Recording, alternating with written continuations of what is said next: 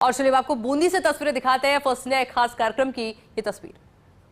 आप सभी का आज के इस बूंदी के रतन भव्य कार्यक्रम में मैं अपनी ओर से और पूरे फर्स्ट इंडिया परिवार की ओर से बहुत बहुत स्वागत करता हूं, अभिनंदन करता हूं, अभिवादन करता हूं। आज का ये कार्यक्रम कोई साधारण कार्यक्रम नहीं है, बल्कि बूंदी के ऐसे लोगों को, ऐसी विभूतियों को सम्मानित करने का कार्यक्रम है जिन्होंने लोगों के जीवन में बदलाव लाने के लिए अपना सब कुछ दांव पे लगा दिया। तन मन धन से वो इस काम में जुड़े और स्वार्थ से पहले परमार्थ को उन्होंने आगे रखा। और ये हमारे लिए सौभाग्य की बात है कि आज के इस कार्यक्रम में मुख्य अतिथि के रूप में राज्य के ऊर्जा मंत्री श्री हीरालाल नागर साहब यहाँ मौजूद हैं। आप खुद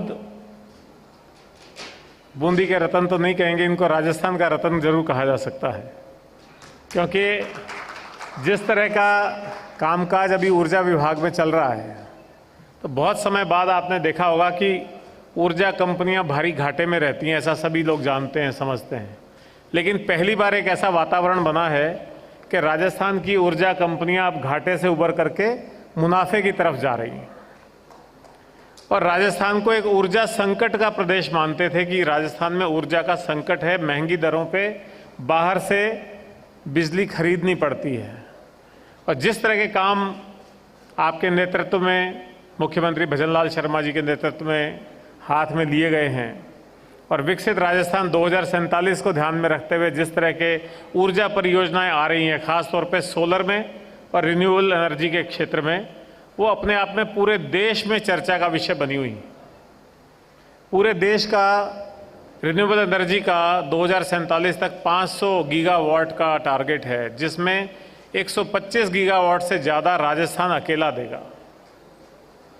ये अपने आप में एक बहुत बड़ी बात है। तो राजस्थान न केवल ऊर्जा के क्षेत्र में आत्मनिर्भर होने जा रहा है, बल्कि राजस्थान दूसरे प्रदेशों को ऊर्जा उपलब्ध कराएगा। तो ऐसे महानुभाव आज हमारे साथ मुख्य अतिथि के तौर पे हैं, मैं उनका स्वागत करता हूं।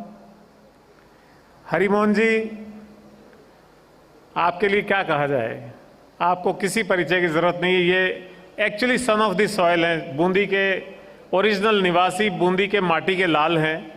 और इस उम्र में भी जो आपकी ऊर्जा है, आपका जो जज्बा है, वो देखने लायक है, सराहना करने लायक है। खास तौर पे बूंदी के विकास से जुड़े रहना और बूंदी के लिए चिंतित रहना, हर आदमी के लिए उपलब्ध रहना, ये आपकी खासियत है। और अभी कोटा बूंदी एयरपोर्ट का अनाउंसमेंट हो गया, तो कोटा बूंदी एयरपोर्ट के अनाउंसमेंट में जो नाम है, नाम में मैं समझता हूँ बूंदी नाम जुड़वाने में हरिमोहन जी का काफ़ी बड़ा योगदान रहा है। और नाम की कई बार महिमा होती है, जब लोग देश विदेश से आएंगे और पता लगा कहाँ उतर रहे हैं, किस एयरपोर्ट पे उतर रहे हैं, तो कोटा बूंदी पे उतर रहे हैं। और बूंदी क्षेत्र में ही बेसिकली ये एयरपोर्ट बनने जा रहा है। तो इस पूरे रीजन की, चाहे वो कोटा है, बूंदी है, हाड़ौती है, पूरे रीजन की अर्थव्यवस्था में बहुत बड़ा बदलाव आने वाला है। हमारे साथ आपके यहाँ की नगर परिषद की सभापति सरोज अग्रवाल जी भी विराजमान हैं, आपका भी बहुत बहुत स्वागत है। ये बात हमेशा आती है कि बूंदी कोटा हाईवे पे होने के कारण काफ़ी जुड़े हुए हैं, विकास कर रहे हैं, आगे विकास की संभावनाएं बहुत हैं। लेकिन बूंदी शहर हमेशा से सिविक एमिनिटीज़ के मामले में, चाहे वो सड़क, नाली, बिजली, सीवर, उन मामले में काफ़ी पिछड़ा हुआ रहा पहले। लेकिन आपके आने के बाद में और अब जिस तरह की पॉलिटिकल लीडरशिप आपको मिली हुई है, मैं समझता हूँ बूंदी शहर के दिन भी अब फिरेंगे। अभी मुझे थोड़ी देर पहले बताया कि 250 करोड़ रुपए का हुडको से लोन लिया है और वो बूंदी शहर के विकास पे खर्च होने वाला है। तो मैं समझता हूँ बूंदी शहर भी आने वाले समय का एक बेहतरीन स्मार्ट सिटी होगा। और जो पर्यटन की अकूत संभावनाएं बूंदी में हैं, वो पूरी तौर पे उपयोग में आ पाएंगी और देश विदेश में बूंदी एक पर्यटन मानचित्र पे नया रूप लेगा। तो उसमें शहर की जो एमिनिटीज़ हैं, उनका बहुत बड़ा रोल होता है। हमारे सीनियर एडिटर जिनेंद्र सिंह और हमारी पूरी टीम और बूंदी के जिलाध्यक्ष महोदय और जो महानुभाव जिनका आज यहाँ स्वागत होना है, आप सबका और बूंदी के सभी भाई बहनों, मैं आप सबका स्वागत करता हूँ। बूंदी हाईवे पे होते हुए भी वो रूप अब तक नहीं ले पाया था जो रूप इसको मिल जाना चाहिए था। भले यूँ कह लें कि कोटा बड़े भाई की छाया में बूंदी हमेशा बैठा रहा तो उसका उतना विकास नहीं हो पाया, लेकिन अब बूंदी करवट ले रहा है। जिस ढंग से हाईवेज निकल गए हैं, जिस ढंग से हाईवे से जुड़ाव हो गया, आज बूंदी से आप 4.5 घंटे में 5 घंटे में दिल्ली पहुंच सकते हैं।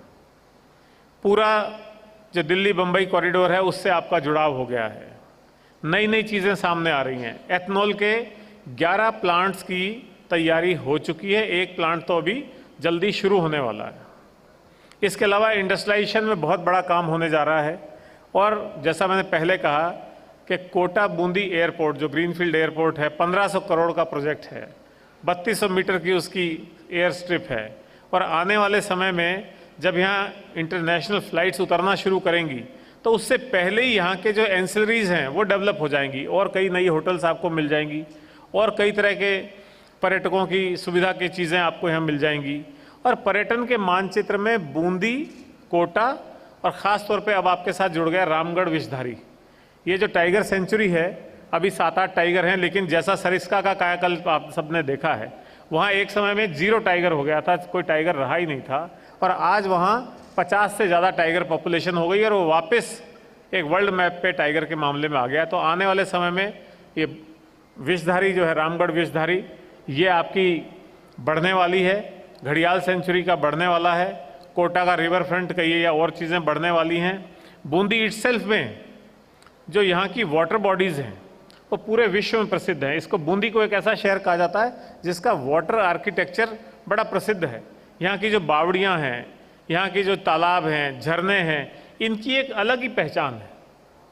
और जो राजस्थान की मूल पहचान है, ऐतिहासिक धरोहर हैं, चाहे यहाँ के महल हैं, किले हैं, वो सब कुछ तो यहाँ है ही है।